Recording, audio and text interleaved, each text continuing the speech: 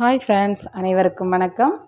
நம்ம இன்றைக்கி எங்கள் சர்மாஜி செய்து அவரே பிள்ளையார் உருவாக்கி அவரே பூஜை பண்ணி 5வது நாள் நாங்கள் இன்றைக்கி பிள்ளையாரை கரைக்க போகிறோம்.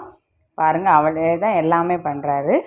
நிறைய பேருக்கு சந்தேகம் வரும், ஏன் பிள்ளையாரை கரைக்கிறீங்க அப்படின்னு.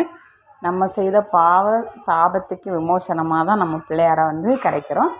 அது ஏன் பிள்ளையாரை செய்து கரைக்கிறோன்னா, நம்ம பிடிச்ச உருண்டையில் உருவாகிற ஒரு தெய்வம்னா அது பிள்ளையார் மட்டும்தான். வேறு யாரையுமே நம்ம அப்படி பண்ண முடியாது. மிகவும் எளிமையான ஒரு தெய்வம்.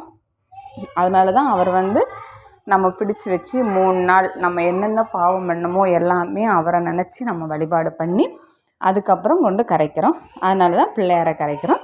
எங்கள் சர்மாஜி கடற்கரையில் பிள்ளையாரை கரைக்க வந்துட்டார். ரொம்ப காற்றாக இருந்துச்சு.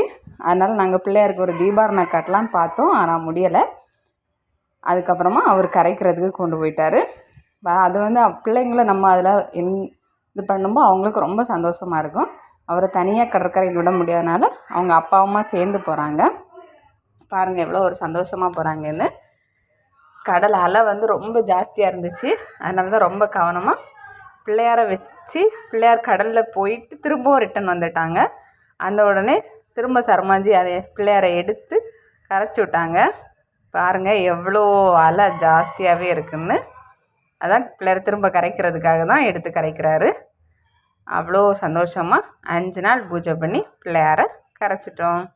உங்கள் ஊரில் இந்த மாதிரி பிள்ளையார் எத்தனை பேர் கரைச்சிங்க, உங்கள் வீட்டில் எத்தனை பேர் பிள்ளையார் வச்சிங்கன்னு மறக்காமல் கமெண்ட் பாக்ஸில் கமெண்ட் பண்ணுங்கள்.